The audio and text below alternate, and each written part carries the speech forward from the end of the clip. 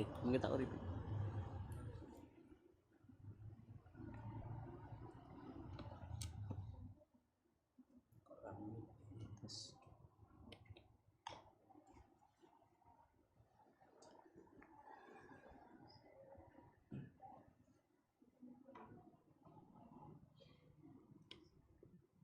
Tes.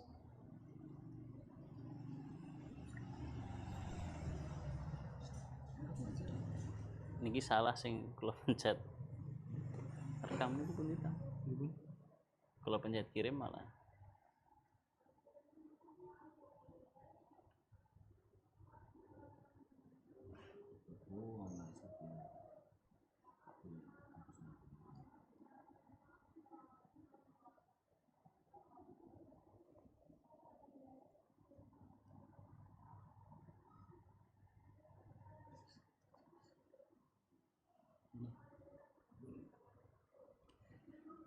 Bismillahirrahmanirrahim. Assalamualaikum warahmatullahi wabarakatuh.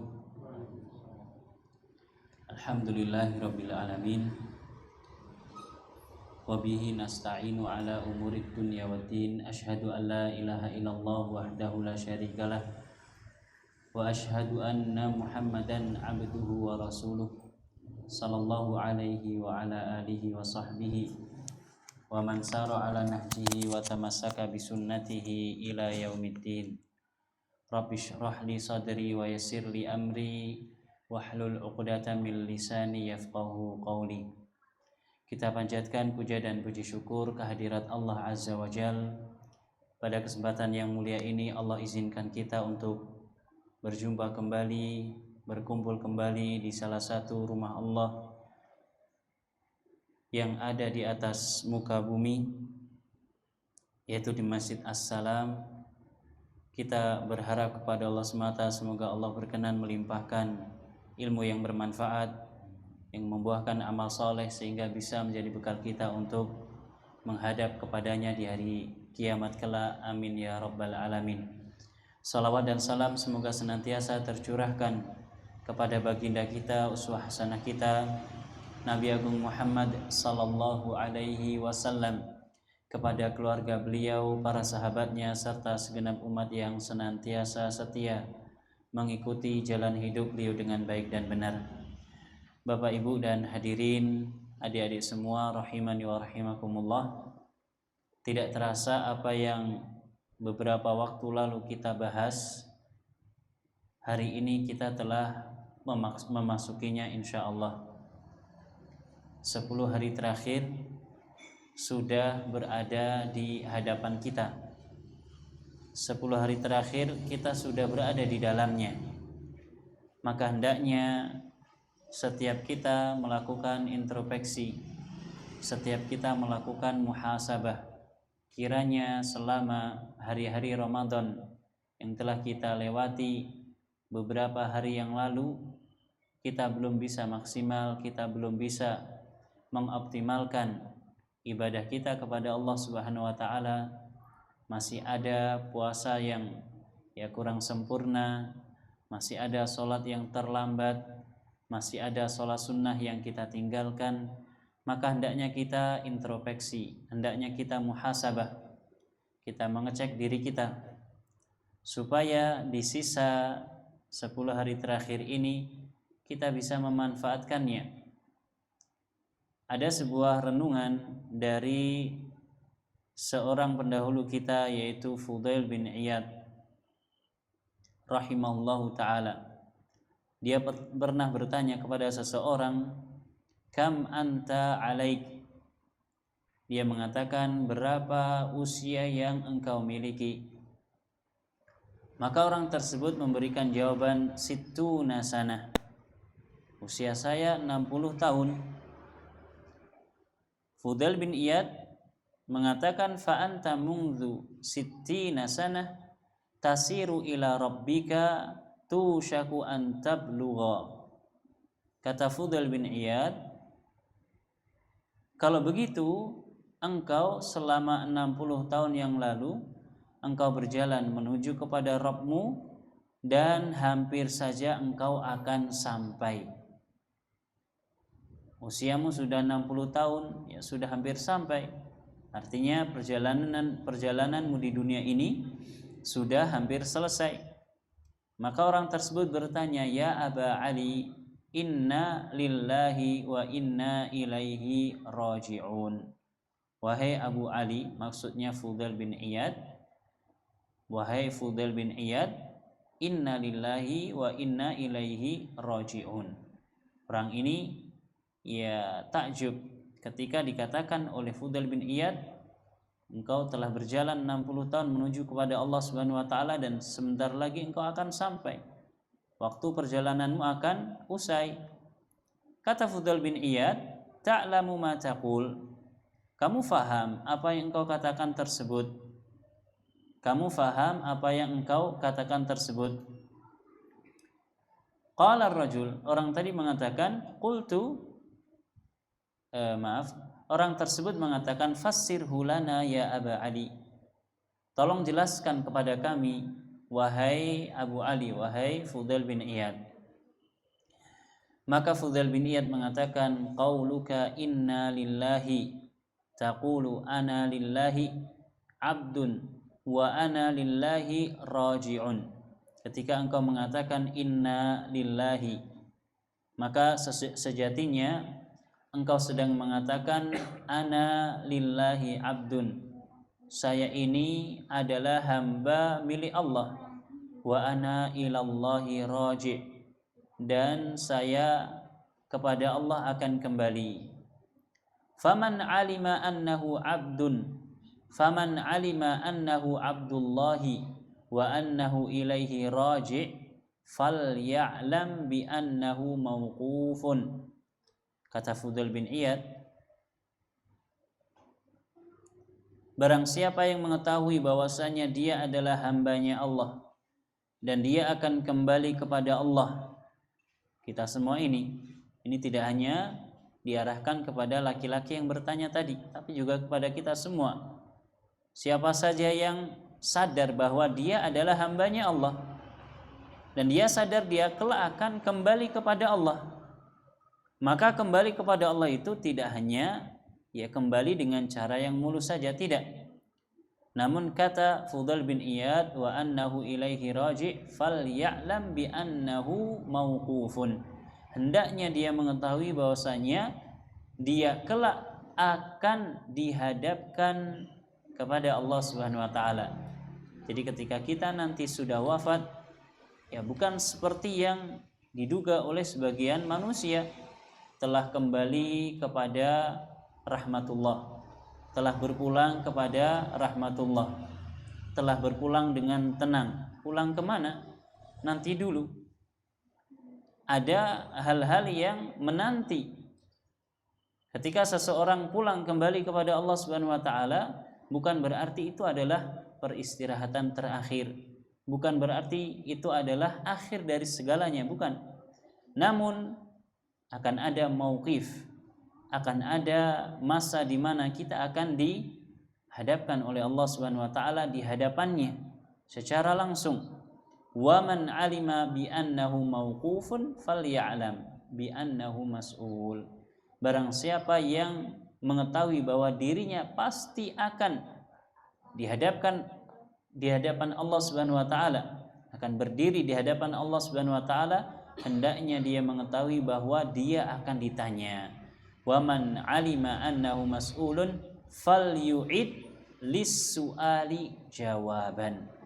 Kata Fudail bin Iyad, kalau seseorang dia sudah faham, dia tahu bahwasanya dirinya akan dihadapkan kepada Allah, kemudian dia akan ditanya, dimintai pertanggungjawaban oleh Allah, maka hendaknya dia mempersiapkan jawaban dari pertanyaan-pertanyaan Allah Subhanahu wa taala. Maka orang tadi mengatakan, famal hilah. Kalau sudah seperti itu, solusinya apa wahai Fudail bin Iyad? Kata Fudail bin Iyad, yasirah, gampang. Solusinya gampang.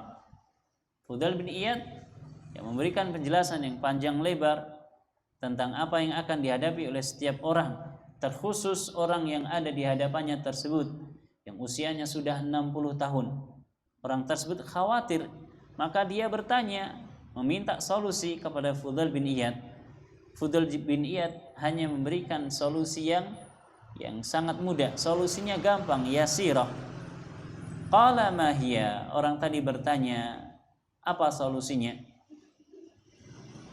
Solusinya adalah kata Fudail bin Iyad, dan ini adalah inti yang ingin kita sampaikan. Kata Fudail bin Iyad, tuhsin fi ma baqi yughfar laka ma madha wa ma baqi fa innaka in asa'ta fi ma baqi ukhitta bima madha wa ma baqi. Ini kalau jenengan bisa nulis nanti dikasih hadiah sama takmir. Ini kaidah yang penting untuk kehidupan kita. Tuhsin fi ma baqi yughfar laka ma madha wa ma baqi fa innaka in asa'ta fi ma baqi ukhidta bima madha wa ma baqi. Kata Fudail bin Iyad, perbaiki sisa-sisa kehidupan yang engkau miliki. Tuhsin, berbuat baiklah, perbaiki sisa-sisa usia yang kita miliki. Dengan demikian yughfar laka ma madha wa ma baqi, engkau akan diberikan ampunan terhadap kesalahan-kesalahan yang telah lalu dan kesalahan-kesalahan yang akan datang. Ini sisi yang pertama. Allah Subhanahu wa taala masih memberikan kita waktu hidup. Sampai kapan? Sampai ajal kematian kita yang kita sendiri tidak tahu kapan itu akan terjadi. Maka nuhsin, kita berusaha untuk berbuat baik. Kita perbaiki sisa-sisa yang kita miliki ini. Supaya apa? Supaya Allah ampuni yang telah lalu dan Allah ampuni yang akan datang. Allah mengatakan innal hasanat yudhibnas sayyiat.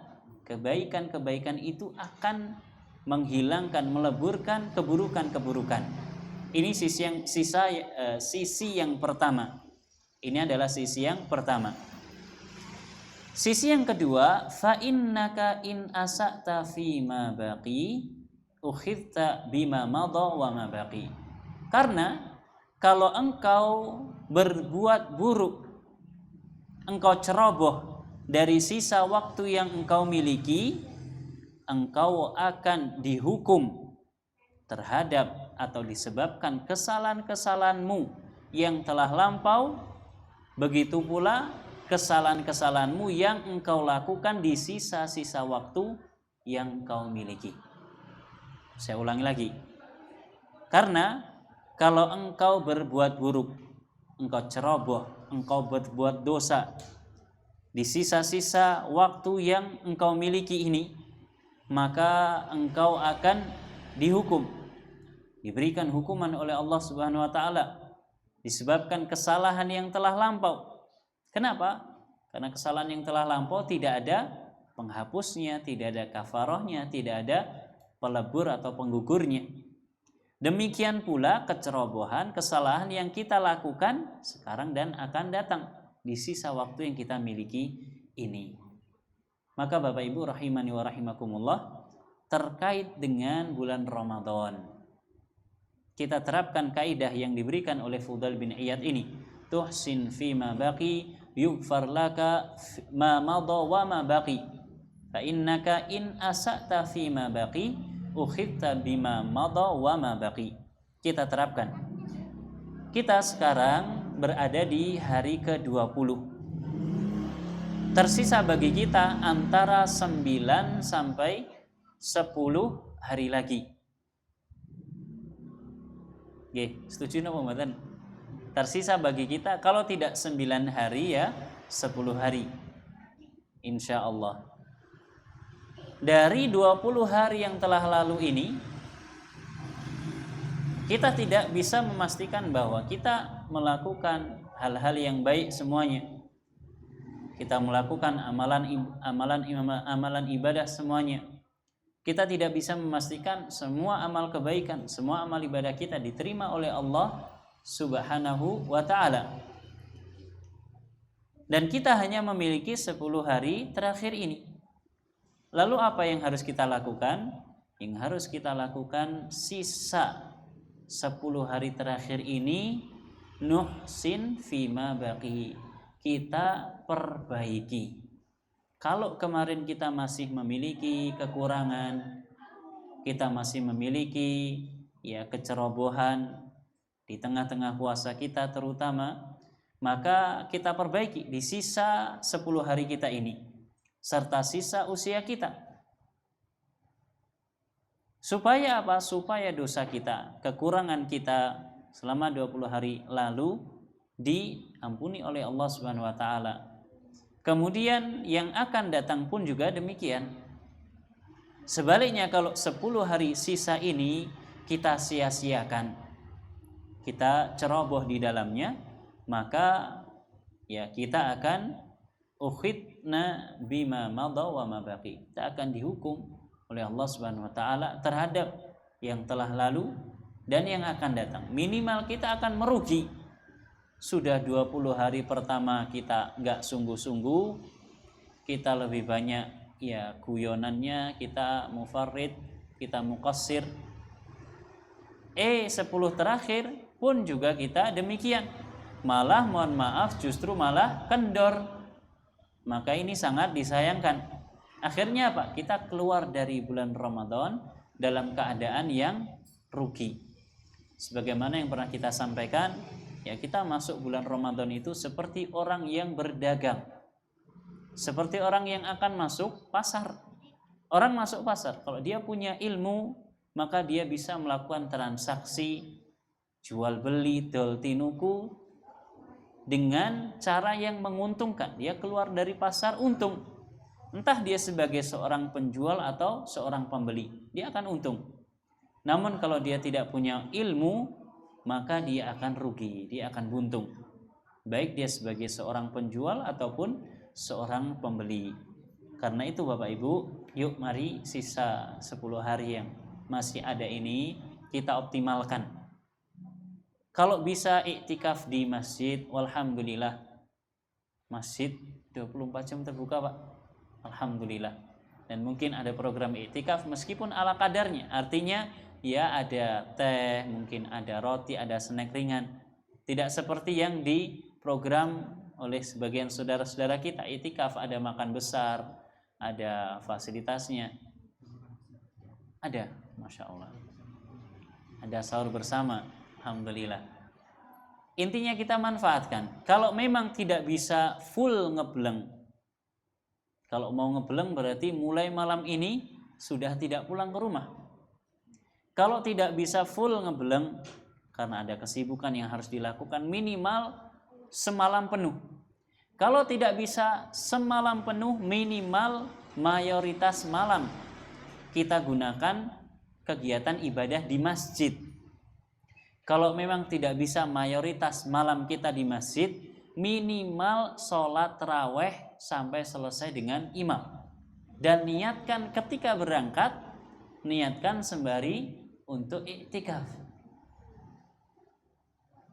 Kalau memang ada sesuatu yang menghalangi sehingga sama sekali tidak bisa ke masjid, bahkan pun untuk tarawih, bahkan pun untuk sholat isya misalkan, maka minimal manfaatkan waktu kita untuk melakukan aktivitas ibadah. Kenapa demikian? Karena sebagaimana yang kita sampaikan beberapa waktu yang lalu, boleh jadi di malam tersebut adalah malam Lailatul Qadar. Sebagaimana kita sampaikan, semua orang akan mendapati malam Lailatul Qadar. Namun bagaimana keadaan dan kondisinya, ini yang berbeda-beda. Kalau memang Allah takdirkan kita mampu untuk iktikaf, mendapatkan malam Lailatul Qadar di masjid, walhamdulillah. Di masjid mboten alian turu nggih. Di masjid yang baca Quran minimal, atau berzikir, atau mudzakarah, saling belajar bersama. Ada aktivitas ibadah yang dilakukan. Maka itu merupakan nikmat yang luar biasa.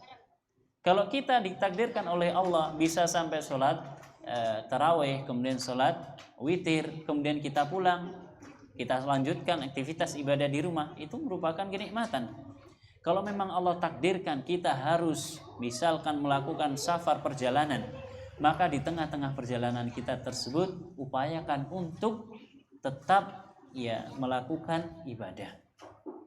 Alladzina yadhkurunallaha qiyaman wa qu'udan wa 'ala junubihim wa yatafakkaruna fi khalqis samawati wal ard. Rabbana ma khalaqta hadza batila subhanaka faqina adzabannar. Orang-orang yang mengingat Allah Subhanahu wa taala qiyaman dalam keadaan berdiri, wa qu'udan dalam keadaan duduk, wa 'ala junubihim bahkan dalam keadaan berbaring. Artinya apa? Artinya 10 hari terakhir ini bisa kita manfaatkan meskipun kita mungkin terhalangi dari melakukan iktikaf di dalam masjid. Sehingga sisa yang kita miliki ini bisa kita optimalkan. Kita ulangi lagi sekali lagi perkataan Fudail bin Iyad, tuhsin fima baqi yughfar laka ma madha wa ma baqi. Fa innaka in asa'ta fima baqi ukhitta bima madha wa ma baqi. Perbaikilah sisa yang kita miliki. Dengan demikian kita akan diampuni dari kesalahan yang telah lalu dan yang akan datang dari sisa yang kita miliki ini. Karena kalau kita berbuat buruk, kita berbuat ceroboh dari sisa yang kita miliki ini, justru kita akan diberikan hukuman oleh Allah disebabkan kesalahan yang telah lampau dan kesalahan yang akan datang. Wallahu ta'ala a'lamu bishawab. Kemudian Bapak Ibu rahimani wa rahimakumullah, kita kembali ke tafsir kita dari surat Al-Mutaffifin. Ya, mudah-mudahan 15 menit cukup. Kemarin telah kita baca awal mula dari surat Al-Mutaffifin. Dan ternyata Bapak Ibu, surat Al-Mutaffifin ini sebagian para ulama mereka mengatakan bahwa surat ini adalah surat Makkiyah. Kemarin kita sampaikan surat Mutaffifin surat Madaniyah. Sebagaimana yang dipilih oleh Imam Abdurrahman bin Nasir As-Sa'di, demikian pula Imam Ibnu Katsir. Namun ada sebagian para ulama mengatakan surat ini adalah surat yang diturunkan di fase Mekah. Buktinya apa? Buktinya ada di antara ayat yang menunjukkan demikian. Ya, di antaranya wa idza marru bihim yataghamazun. Orang-orang kafir Quraisy kalau melihat kaum mukminin mereka saling memberikan isyarat dengan kedipan mata. Ya. Membuli tapi buliannya dengan isyarat kelo. Nah, kurang lebih seperti itu. Kelo. Ya, kita fahami. Ya, isyarat-isyarat semacam itu kita fahami dalam konteks kita pun juga digunakan. Ini yang pertama. Kemudian yang kedua, yang namanya al-mutaffif, orang yang curang, ternyata dia tidak hanya curang di dalam menimbang atau menakar. Kemarin kita sebutkan dengan cepat apa bedanya menimbang dengan menakar, Bapak Ibu. Bentenin apa? Kalau menimbang itu dengan bobot atau dengan berat, dengan wazn. Ya, dengan wazn. Tapi kalau menakar itu dengan volume. Ya, dengan volume. Bedanya di situ. Kemudian disebutkan dalam ayat ini alladzina idza ktalu 'alan nasi yastaufun wa idza kaluhum aw wazanuhum yukhsirun. Disebutkan oleh Allah Subhanahu wa taala orang-orang mutaffif dalam surat ini mereka itu ada yang menakar, ada yang menimbang. Orang-orang yang menggunakan takaran mereka adalah penduduk Madinah. Kenapa? Karena penduduk Madinah rata-rata mereka adalah petani kurma. Sehingga ketika panen, ya mereka panennya dengan napa nek dodolan buah niku nek ngangge kerenjang nggih, ngangge tenggok. Mereka jualnya pakai tenggokan dengan takaran. sak tenggok, rong tenggok dan seterusnya. Dan itu mewakili mud dan sok dalam Islam. Ya, karena menggunakan takaran. Adapun penduduk Mekah yang notabene mereka adalah pedagang. Kalau tadi petani, nek tani niku mesti dagang napa mboten? Ya mesti dagang. Menjual hasil panennya. Tapi karena dia ngambil hasil panen dari ladang, dari sawah, dia kumpulkan, tentu dia menjual dengan jumlah yang besar. Adapun orang-orang Mekah, setelah mereka dapat barang, maka mereka bagi sehingga mereka jual dengan jumlah kecil. Mereka jualnya dengan cara ditimbang. Maka dalam ayat ini disebutkan keduanya. Ya alladzina idza talu 'alan nas yastaufun wa idza kaluhum aw wazanuhum yukhsirun. Dan kalau mereka itu menakar atau menimbang, mereka melakukan kecurangan dengan cara mengurangi. Kalau mereka beli, maunya diangeti, maunya ditambahi. Kita kadang seperti itu atau tidak, Pak, Bu? Mbak diangeti toh, Mbak? Diangeti setengah kilo. Iya, kalau belinya misalkan 1 kintal, kemudian diangeti setengah kilo, nggak kerasa. Tapi kalau belinya cuma 3 kilo, diangeti setengah kilo, nggih mboten anget niku. Panas niku nggih. Itu sudah tidak hangat lagi. Adapun kalau lagi jual, maka tidak jarang di antara manusia yang mereka mengurangi, terutama mereka yang menjual dalam jumlah besar.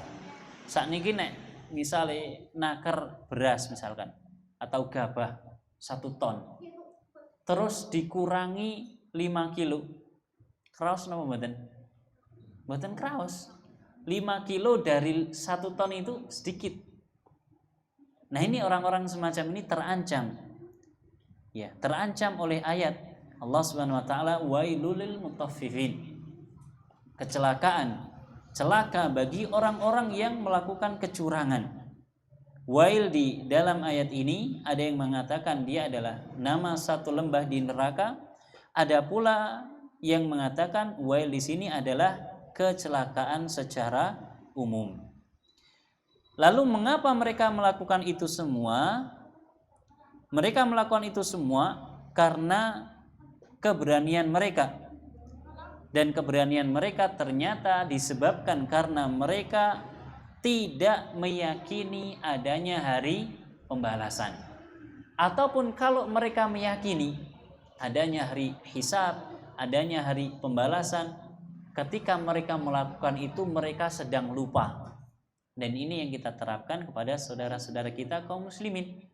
Jare Islam, salatnya ya ajeg 5 waktu. Bahkan sing lanang kae nang masjid terus, bahkan muadzine masjid. Ning lek dodolan ki senengane dikurangi, disudo. Boleh jadi ketika mereka jualan mereka lupa bahwasanya ini semua akan dihisab, dimintai pertanggungjawaban oleh Allah Subhanahu wa taala. Allah katakan ala yadhunnu ulaika annahum mab'utsun. Apakah mereka itu tidak meyakini bahwasanya mereka kelak akan dibangkitkan oleh Allah Subhanahu wa taala? Kalau orang kafir, ya jawabannya jelas, mereka tidak meyakini. Adapun kalau dia seorang muslim, ada beberapa sebab. Dan ini kita jadikan sebagai uzur kita kepada saudara kita. Sebagaimana yang tadi kita contohkan. Ya, boleh jadi dia tidak tahu, boleh jadi ketika dia melakukan kecurangan tersebut karena imannya lagi lemah terkait dengan hari akhir. Liyaumin azim, mereka akan dibangkitkan oleh Allah Subhanahu wa taala liyaumin azim, untuk menghadapi satu hari yang agung, satu hari yang besar, yang luar biasa. Hari apakah itu? Hari kiamat. Yang Allah tafsirkan yauma yaqumun nasu li rabbil alamin. Hari di mana manusia akan dibangkitkan untuk menghadap kepada Allah Subhanahu wa taala, Rabb semesta alam. Mereka yang melakukan kecurangan mereka lupa. Ya, mereka lupa. Dan pertemuan yang lalu kita sebutkan bahwa kecurangan di sini ternyata tidak hanya berlaku pada para pedagang saja. Nek bakul beras jelas. Bakul emas mungkin apa mboten? Ngapunten, wonten bakul emas mboten ngriki. Mboten nggih insyaallah. Bakul emas niku Bapak Ibu, kalau kita beli emas ada matanya, ditimbang nopo mboten? Ditimbang. Mengko kita jual nyun sewu matanya dilepas nopo mboten? Dilepas. Saya khawatir masuk dalam mutaffif di sini, orang-orang yang curang. Demikian pula para rakyat yang mereka suka menuntut para penguasa, menuntut pemerintah untuk menunaikan hak-hak rakyat. Namun rakyat sendiri nggak pernah menunaikan kewajibannya. Dikhawatirkan mereka masuk dalam ya kategori mutaffif. Ya, makanya kita jangan suka ngeritik atau demo kepada pemerintah. Atau sebaliknya, pemerintah yang suka narik kewajiban rakyat dengan semena-mena, namun hak rakyat nggak mereka tunaikan. Dikhawatirkan mereka masuk dalam ancaman wailul lil mutaffifin. Celakalah bagi orang-orang yang mutaffif, orang-orang yang curang. Kalau mereka menimbang, mereka minta ditimbangkan, mereka minta dipenuhi. Tapi kalau nimbang untuk orang lain, mereka mengurangi. Ini hendaknya kita renungkan. Ya, intinya Bapak Ibu rahimani wa rahimakumullah, ketika kita membaca ayat-ayat Al-Qur'an, coba kita resapi ya basa Jawane niku dicakne ning awake dhewe. Apakah jangan-jangan kita juga seperti itu? Jangan-jangan kita ini adalah seorang mutaffif juga, termasuk hubungan antara orang tua dengan anaknya. Ya jangan-jangan kita itu nuntut terus anaknya kudu iso ngene kudu iso ngono. Namun kita tidak pernah memberikan hak anak kita. Kewajiban kita sebagai orang tua tidak pernah kita tunaikan untuk anak kita. Sebaliknya anak pun juga demikian. Ya tidak jarang anak yang nuntut terus kepada orang tuanya, namun tidak pernah menunaikan hak orang tuanya. Yang dikhawatirkan masuk dalam ancaman wailul lil mutaffifin. Celakalah orang-orang yang melakukan kecurangan. Paragraf selanjutnya, wadallatil ayatul karimatu ala annal insana kama ya'khudhu minan nas alladzi lahu yajibu alaihi an yu'tiyahum kulla ma lahum minal amwali wal muamalat. Ayat ini juga menunjukkan bahwa seorang insan sebagaimana dia mengambil haknya dari manusia, hak yang memang semestinya dia miliki dari orang lain, maka wajib pula bagi dia untuk memberikan hak orang lain yang harus dia tunaikan. Kita punya hak dari orang lain, ya. Misalkan kita beli sesuatu, kita ingin ditunaikan penakarannya oleh orang yang kita beli. Maka demikian pula ketika kita menjual, kita pun juga demikian, hendaknya kita menunaikan hak orang yang membeli dari kita. Ini masalah jual beli. Demikian pula masalah-masalah yang lain. Ya, masalah-masalah yang lain pun juga berlaku. Sehingga dikatakan oleh Syekh di sini, minal amwali wal muamalat, baik itu berupa harta ataupun muamalah. Termasuk, mohon maaf Bapak Ibu, ya, terkait penggunaan jalan raya. Banyak diantara kita itu kalau di jalan itu nggak mau ngalah. Nggih napa mboten? Napa malih lek wis numpak motor sing rada gede. CC-ne 150. Nggih, balap sing CC-ne 120.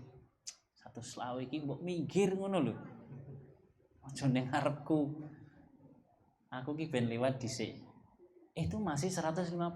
Gimana kalau Allah berikan anugerah kita punya motor, punya kendaraan ya 250 cc atau bahkan 1000 cc.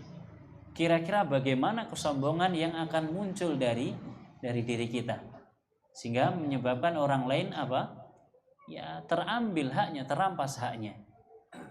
Ya, jangan sampai kita melakukan hal yang semacam itu. Bal yadkhulu fi umumi hadza al-hujaji wal maqalat. Bahkan masuk dalam pembahasan hal ini tentang hujah-hujah atau argumentasi-argumentasi dan juga ucapan yang disampaikan dalam ya perdebatan. Fa innahu kama annal mutanadhiraini qad jaratil 'adatu anna 'alaihi aidan ayubayyina ma li khasmihi minal hujjati allati la ya'lamuha. Ketika dua orang melakukan perdebatan disebabkan karena sengketa, maka hendaknya kita menjelaskan kepada lawan kita, lawan debat kita atau lawan sengketa kita, perkara-perkara yang menjadi haknya. Dalam persidangan misalkan, maka tidak harus sidang itu sidang di hadapan mahkamah, tidak. Ya, persidangan antara dua orang yang sedang bersengketa, maka kita sampaikan hak yang dia miliki. Demikian pula hak yang kita miliki, demikian pula kewajiban dia dan kewajiban kita. Ya, supaya adil. Fayajibu alaihi aidan ayubayyina li khasmihi allati la ya'lamuha wa ay yanzura fi adillati khasmihi kama yanzura fi adillatihi huwa wa fi hadzal mawdi' yu'rafu insaful insani min ta'assubihi wa i'tisafihi wa tawadu'ihi min kibrihi wa aqluhu min safahi. Dengan demikian, ya, ketika kita debat dengan lawan debat kita, kita jelaskan apa yang dia miliki. Dengan demikian kita bisa ya menunaikan hak dia, dan kita akan diketahui kalau kita ini orang yang berakal. Ya, enggak ngeyel terus. Dan ini sering terjadi terutama di jalan. Ya, terutama di jalan. Sundulan motor sama motor. Ya, kemudian ngotot enggak mau ngalah. Ada yang pernah seperti itu, Pak? Biasanya bapak-bapak enggak mau ngalah, ngotot. Disalib ora trimo, kejar. Kena kemudian disenggol. Kemudian otot-ototan. Ya, hendaknya jangan seperti itu. Iya. Hendaknya jangan seperti itu. Saya pernah, sebenarnya yang salah bukan saya. Yang salah adalah orang yang saya tabrak. Karena dia main HP, ngerating nggak dimatiin, kemudian saya ngindari bis. Ya, kemudian saya nyenggol orangnya sampai kita jatuh semuanya. Orangnya nuntut ini itu, saya cuman bilang sebentar Mas, saya nafas dulu. Kalau saya sudah bisa nafas, nanti kita omong-omongan. Ketika saya sudah bisa nafas lancar, baru udah masnya mintanya apa, maunya apa? Saya maunya ini, HP saya ini, oke, sip. Kemudian saya jelaskan, kesalahan saya seperti ini, kesalahan Mas seperti itu. Kemudian ini, udah kita ke rumah saja. Orangnya minta ke rumah orang tuanya. Subhanallah, kita yang berusaha untuk insaf, pertengahan. Allah Subhanahu wa taala berikan pertolongan. Ternyata justru orang tuanya kenal dengan kita. Dan orang tuanya justru menyalahkan anaknya. Enggak sepatutnya kamu nuntut segitu banyaknya. Dia minta bodi motornya diganti, ya HP-nya diganti, apa diganti. Enggak sepatutnya diminta seperti itu dari orang yang menabrak. Ala kulli hal, ya dalam masalah-masalah semacam itu, cobalah kita yang ngalah saja. Kalaupun kita yang terzolimi, ya barangkali itu bisa menjadi tabungan kita di akhirat kelak. Mending kita yang dizolimi daripada kita yang menzolimi. Kalau memang bisa sama-sama legowo, melakukan sulh atau perdamaian, kemudian semuanya legowo, alhamdulillah. Namun kalau tidak bisa, daripada kita yang ngotot, maka mendingan kita yang ngalah. Mending kita yang terzolimi daripada kita yang menzolimi. Karena kalau kita yang menzolimi, kita akan diminta pertanggungjawabannya oleh Allah Subhanahu wa taala, dan ini justru akan menunjukkan ya as-safah. Safah itu kurangnya akal. nas'alullaha at-taufiqa likulli khair. Paragraf yang terakhir beliau mengatakan thumma tawa'ada ta'ala al-mutaffifin wa ta'ajjaba min halihim wa iqamatihim ala ma hum alaih. Kemudian Allah Subhanahu wa taala mengancam orang-orang yang curang ini. Dan Allah Subhanahu wa taala takjub niku napa? Heran dengan yang terjadi pada mereka. Apa kata Allah Subhanahu wa taala? Ala yadhunnu ulaika annahum mab'utsun. Apakah mereka itu lupa kalau mereka itu nanti akan dibangkitkan di hari kiamat? Kapan? Liyaumin azim, dibangkitkan untuk hari yang besar. Yauma yaqumun nasu lirabbil alamin.